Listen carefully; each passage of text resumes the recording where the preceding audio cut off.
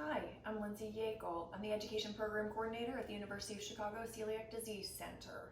I'm also a trained chef, so we thought we would put together some videos of me cooking some of our most requested items, things that people seem to be missing the most as they're eating gluten-free and changing their diets and things like that. Today we're going to be making biscuits. Biscuits are great because they can be used in savory dishes as well as sweet. It's a great time of year for strawberry shortcake coming up, and so these biscuits would be really great with strawberry shortcake. You could also do chicken and biscuits and things like that. So I'm going to do a basic biscuit recipe for you that you can use for many other things, just with butter, just with jam, anything. Let's get started with our dry ingredients.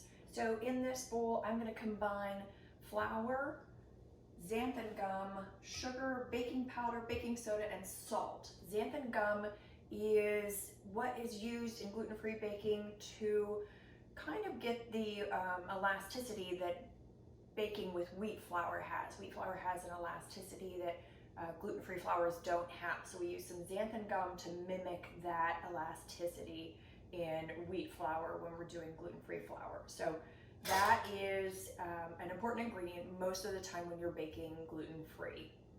So we're going to go ahead and we're going to get our ingredients. I'm using an all-purpose flour mix that does include xanthan gum in it. So the amount of xanthan gum I'm using in this recipe is a bit less because there's already some in here, but it's not quite enough for a biscuit recipe. Sometimes you have to adjust that amount of xanthan gum when you're making something like a biscuit that really needs that extra stabilizer in it.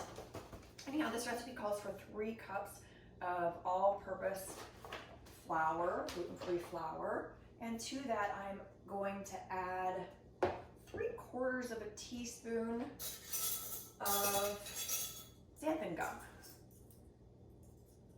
So in my measuring spoons, that's a 1/2 teaspoon and 1/4 of a teaspoon. I don't have a 3/4 of a teaspoon measuring spoon. So that's that. And then to that, then I'm going to add 4 teaspoons of my baking soda. It's a lot, 4 teaspoons. Sorry, that's my baking powder. 4 teaspoons of my baking powder.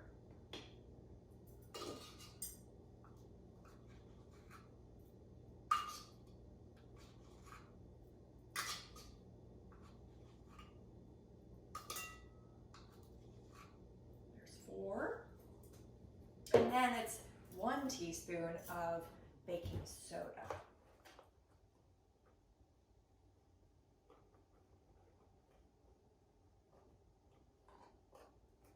There we go, 1 teaspoon of that. And then just a teaspoon of salt. And then we'll go ahead and we'll whisk all of that together. And then we'll have all of our dry ingredients ready for our biscuits.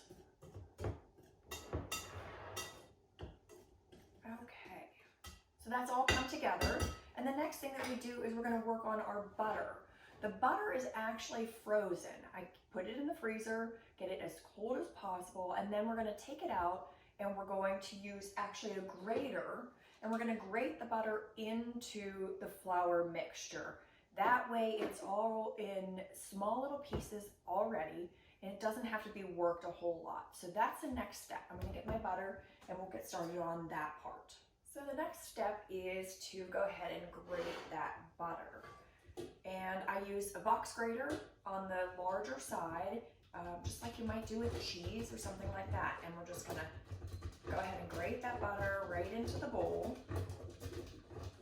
And once we get that all completely grated, then we'll add it into our dry ingredients. Okay, so now that we have all the butter grated, we're gonna go ahead and we're gonna add it right into our dry ingredients. We're going to use a fork for this. Get it all scraped in there. Because it's frozen, it wants to stick to the container that you grated into. So you want to get as much out of there as possible. I'm actually going to use the spatula because that'll help scrape it right out of there. Okay, good. So that's all in there. And what we're going to do now is we're going to go ahead and this grated butter coated with that flour mixture. I'm going to get every bit of it covered and broken up, mixed in together. And that's what forms kind of our, as they say in regular biscuit making, pea-size pieces of flour and butter. We sort of cheat the system there a little bit by using that frozen grated butter. And by the way, that takes a little bit of time, but you want to keep going through it as quick as possible to keep it as cold as possible. It's a good workout. Your arm will be sore by the time you're done grating that frozen butter. Okay, so that's all come together. So now I actually want to put a piece of parchment on my sheet pan. I have the pre-cut slices of parchment paper, and I'm also going to set my oven to 375 degrees for this recipe. Okay, and back here I have a little bit of butter melting. We'll get to that eventually. Okay, so on to the next part, and that's where we're going to add the buttermilk. Okay, the dough has all come together, and there's still some dry, crumbly bits, and that's okay. It doesn't need to be too damp. If it has a little bit of crumble, it's not a problem. We actually kind of like that in our biscuit dough. So anyhow, that's that. That's how it's come together. So now what I'm going to do is I'm going to put a little flour down on my surface here. I'm going to put the dough onto it, and I'm going to press it out into about a 3/4 inch thick, at most inch thick dough. Okay, I have flour on my surface, and so I'm just going to go ahead and dump it right on there. And you can see it's still a little dry. I can still see the butter pieces that we kind of left whole in that grated form. We didn't get too fussy about that. We want those whole pieces of butter in a biscuit. That's what makes it work and kind of be flaky and all the things that we want a biscuit to be. Okay, so I'm going to kind of try and keep mine in a square shape. I'm going to give it a little roll. It's not going to take much because we don't want our biscuits to be too thin. Biscuits are supposed to be a little bit thicker, and so we're not going to go too far with any of the working with it. Just going to keep it kind of neat and tight. If you don't have one of these, no problem. Just use your hands. It's called a pastry cutter. You don't need one, but because I'm a chef, I happen to have one. Okay, and this wooden rolling pin is something we should probably talk about. It is wooden. It is only ever been used for gluten-free food. This is not something I owned before we were gluten-free. I bought it specifically after. If you have other rolling pins, a marble or whatever, you can use those. You just wash them and use them for both gluten and gluten-free. If you prefer a wooden one, you do want a separate one for your gluten-free food. That's what I did, separate one. Okay, so I think we're rolled out pretty much as far as I want to go. I don't want them to be too thin. I like a nice size biscuit. So from there, I'm going to clean off some of the extra junk on my hands. We're going to use our biscuit cutter. I'm using a 2 to 2.5 inch round cutter. And we're just going to go ahead and we're going to cut our biscuits. And right from there onto the sheet pan. I'm getting a little flour on it so it doesn't stick to my dough. And again, right to the sheet pan. We're just going to set them all up on there. A little bit of that extra flour so that it doesn't stick. And onto the sheet pan.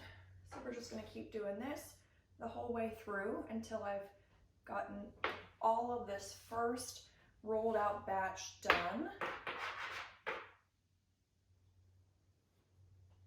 And then I'm going to gently redo one time with my dough. I don't want to re-roll too much. It gets too crumbly. It just doesn't work as nice once you've re-rolled too many times. So we'll do one time, and then whatever's left, we'll just be done with. Okay, so that's the first round of that. Again, I'm going to push it together. I'll give it one re-roll, but we're not going to get too crazy about using every last bit. It just gets tougher, crumblier, just not what we're going for a biscuit.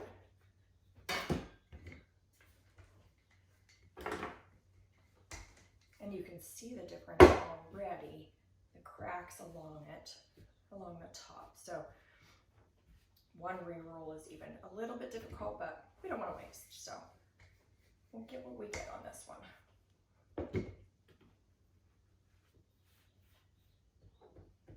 We just know they won't be quite as pretty as the first batch.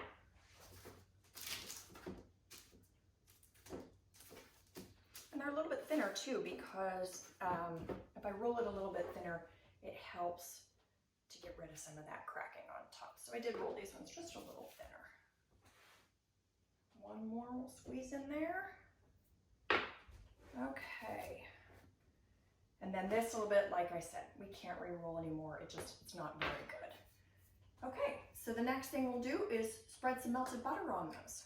Okay, so now that we have these on our baking tray, we're actually going to pop them into the freezer for about 15 to 20 minutes. We want them nice and cold so that when they go in the oven with all that really cold butter, it kind of does some sizzling and some popping, and it keeps things flaky. So the colder that is, the better it reacts in the oven and gets those flaky layers going. So we're going to put that in the freezer for 15 to 20 minutes. Okay, the biscuits are out of the freezer. They were in for about 20 minutes. And so now I'm going to put them all together so they're touching.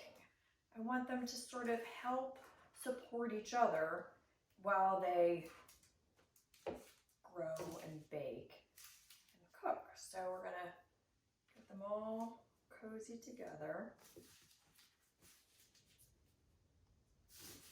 There we go. So we're going to bake them that way, where they're all touching. I know it's unusual. When you're used to baking cookies, this seems odd, but for the biscuits, we want them to touch like this. So the next thing we're going to do is we're going to give them a little brush of butter before we put them into the oven. This brush, we're going to talk about the brush because I personally would suggest that you have a pastry brush that's specifically for gluten-containing items, that's separate from your gluten-free one if you're doing both. If you're only making gluten-free things, then make sure you have a new brush and then go for it. But if you're doing both things, keep separate brushes. We don't want anything that is maybe stuck in here that has gluten to end up on your gluten-free items. These brushes, I'm not convinced how well they clean. So have a dedicated gluten-free brush. Okay, so we're going to just dip into our melted butter. And we're going to give the tops of all of these a little quick brush. Everything's better with a little butter on it. And you just can't have too much. So we're going to do this before they bake. We're going to do it again after they bake because more is better. So we're just going to give them a quick brush, get through all of them. Then we're going to put them in the oven. And we're going to bake them. Okay, almost there. You don't want to miss any spots. Okay. Last one. That's it. So now they go into the oven and we're going to bake them. Okay, those are in the oven, 375, and they're going to bake for 20 to 24 minutes. And they'll be sort of a golden brown. They should have risen a little bit and you'll recognize when they're done. As soon as they're done, I'm going to take them out. Like I said, we'll brush them with some more butter. Okay, it's time to take our biscuits out of the oven. They're done now. It took 24 minutes. And they are nice and golden brown. They've helped each other rise, sort of crawling up the sides of each other. And we're all set. Okay, we are going to go ahead and see how it looks on the inside. It's still very hot. These are the three that were the re-rolls. You might be able to see a little bit more cracking on the top of those than these ones that were the first rollout. You can see on the sides that there's layers there. I actually am able to just go around and gently pull it apart through those layers. And there it is, the inside of the biscuit.